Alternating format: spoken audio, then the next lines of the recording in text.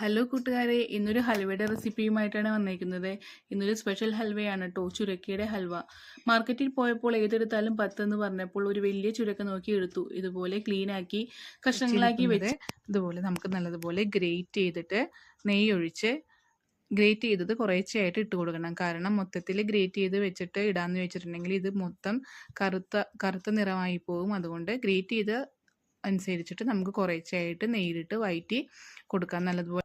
അങ്ങനെ ഗ്രേറ്റ് ചെയ്ത് വെച്ച മുഴുവനും ചുരക്ക ഞാൻ ഇതിലേക്ക് ഇട്ട് കൊടുത്തിട്ടുണ്ട്.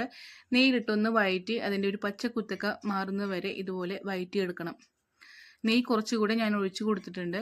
ഇതുപോലെ കുറച്ചുകൂടെ അധികവും നെയ്യുടെ ആവശ്യമില്ല, എന്നാലും കുറച്ചുകൂടെ ഒഴിച്ചു കൊടുത്ത് ഞാൻ വഴറ്റിയെടുത്തു.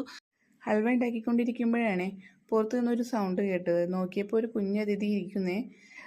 ഇത് ഈ കാണുന്ന പോലെയൊന്നും അല്ല കേട്ടോ, ഭയങ്കര കുറുമ്പനാ. എന്തൊക്കെ ഡ്രാമ കാണിക്കുന്നറിയോ.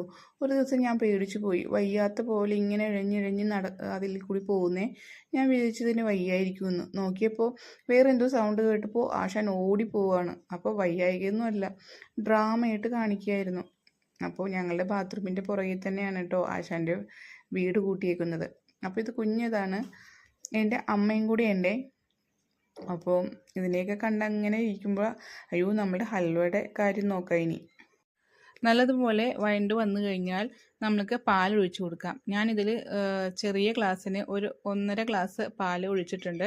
നമ്മൾ അധികം പാൽ ഒഴിച്ചാൽ അത് വറ്റണ വരെ കാത്തിരിക്കേണ്ടി വരും. അതിനാൽ കുറച്ച് പാൽ ഒഴിച്ചിട്ട് ആവശ്യമുണ്ടെങ്കിൽ മാത്രം പിന്നീട് ഒഴിച്ചു കൊടുത്താൽ മതി.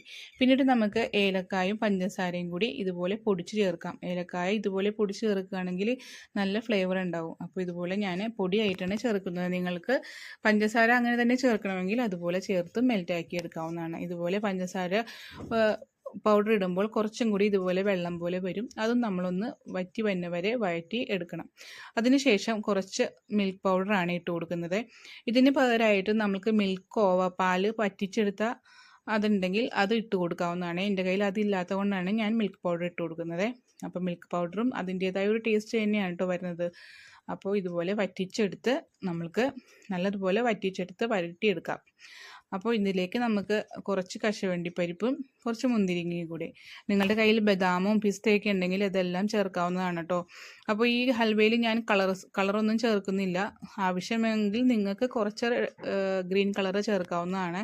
അതിൻ്റെ ആവശ്യമില്ല. കുട്ടികൾക്ക് കൊടുക്കുകയാണെങ്കിൽ നാച്ചുറലായിട്ടുള്ള ഇത് തന്നെ കൊടുക്കുകയാണ് നല്ലത്. അപ്പോൾ ഇതുപോലെ നമുക്ക് ഹൽവയാക്കിയിട്ട് കഴിക്കാം.